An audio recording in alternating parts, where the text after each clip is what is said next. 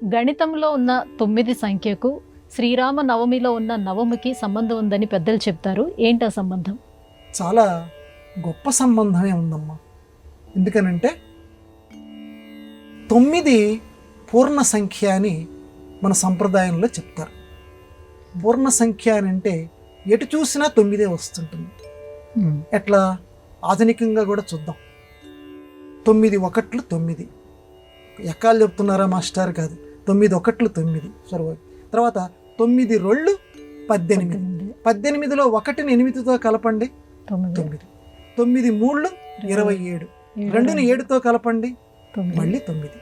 ఈ రకంగా 9 తోటి ఏ సంఖ్యను మీరు హెచ్చవేయండి, గుణకారం చేయండి, ఆ వచ్చినటువంటి సంఖ్య ఏదైతే ఉన్నదో దాన్ని కలిపి కూడండి, మళ్ళీ 9 వస్తుంది.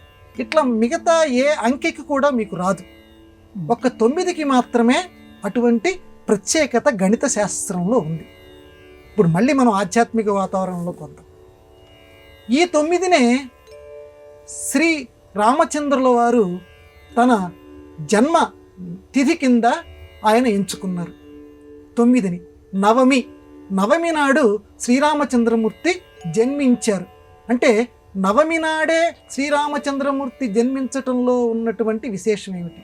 9ని ఏ రకంగా గుణకారం చేసినప్పటికీ అది ఏ రకంగా మారకుండా ఉంటుందో, ఒకటే రకమైనటువంటి స్థిరమైనటువంటి చిత్తంతో ఉంటుందో, నవమి నాడు పుట్టినటువంటి 9వ తిథి నాడు 9 అంకెతో కలిగినటువంటి తిథి నాడు పుట్టినటువంటి శ్రీరామచంద్రమూర్తి కూడా ఆ రకంగా ఎన్ని రకాలుగా మీరు గుణకారం చేయండి, ఎన్ని రకాలుగా అటుపక్క రాముడిని పంపించండి, ఇటుపక్క కష్టపెట్టండి, ఇటుపక్క సుఖ పెట్టండి, రామచంద్రుల వారు ఒకే రకంగా ఉంటారు. మళ్ళీ 9 ఏ రకంగా వస్తుందో ఆయన ఎప్పుడూ చిరునవ్వుతోనే ఉంటాడు. కష్టాన్ని సుఖాన్ని ఒకే రకంగా స్వీకరిస్తాడు. తెల్లవారితే పట్టాభిషేకం.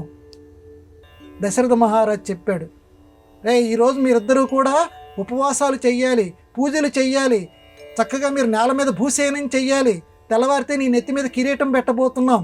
అలాగే నాన్నగారు, ఇంకా తెల్లవారిపోతుంది, అప్పుడే నువ్వు ఇప్పుడు అడవులకు వెళ్ళిపోవాలి. అలాగే నాన్నగారు. అంటే నాన్నగారికి ప్రత్యేకంగా చెప్పకపోయినా అమ్మ నాన్న మాట ఇదని చెప్పింది కాబట్టి కైకేయి అమ్మ కాబట్టి మీ నాన్న ఆ మాట ఆయన స్వయంగా చెప్పలేక నాతోటి చెప్పిస్తున్నారని చెప్పింది. అలాగే అమ్మ అని చెప్పి తండ్రి మాటని శిరసావహించాడు. పట్టాభిషేకం చేసి సుఖాన్ని కలగ చేస్తాను అన్నప్పుడు రాముడు ఒకే రకంగా ఉన్నాడు. అరణ్యవాసం లాంటి దుర్గమం, కష్టం, ఏ నరుడు భరించలేనటువంటిది. అటువంటి కష్టానికి నువ్వు వెళ్ళంటే నేనెందుకు వెళ్ళాలి, పెద్ద కొడుకును కదా, నాకు ఈ ఆస్తిలో హక్కు ఉంటుంది కదా, ఇలాంటి వాదాలు ఏమీ చేయలా. నువ్వు వెళ్ళు అంటే ఆ కష్టాన్ని కూడా చిరునవ్వుతోటి స్వీకరించాడు. అరణ్యానికి వెళ్ళటానికి సిద్ధమైపోయాడు. కాబట్టి 9 అంకెలాగా ఎటుపక్క మార్చినప్పటికీ మళ్ళీ దాన్ని కూడితే 9 వస్తుంది. అలాగే శ్రీరాముణ్ణి ఎన్ని రకాలుగా మనం హింస పెట్టినప్పటికీ, ఎన్ని రకాలుగా మనం పొగిడినప్పటికీ శ్రీరామచంద్రమూర్తిలో ఉన్నటువంటి ఆ స్థిరమైన చిత్తం మారదు. తద్వారా మానవ లోకానికి ఆత్మానం మానుషం మన్యే అంటాడు వాల్మీకి రామాయణంలో శ్రీరామచంద్రుడు.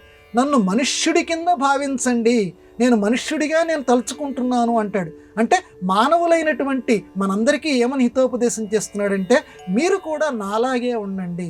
కష్టమైన సుఖమైన 9 అంకెలాగా నేను ఎలాగ బతుకుతున్నానో ఒక స్థిరమైన చిత్తంతో మీరు కూడా అలాగే ఉండండి.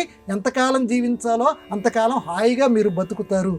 స్థిరమైన చిత్తంతో ఉండండి అనే ఉపదేశం చెప్పడానికి ఆ పరమ పవిత్రుడు, ఆ ధర్మమే ఒక రూపుగా దాల్చినటువంటి శ్రీరామచంద్రుడు నవమి తిథి, ఆ 9వ తిథి నాడు పుట్టాడు. ఇది రాముడికి 9కి ఉన్నటువంటి సంబంధం.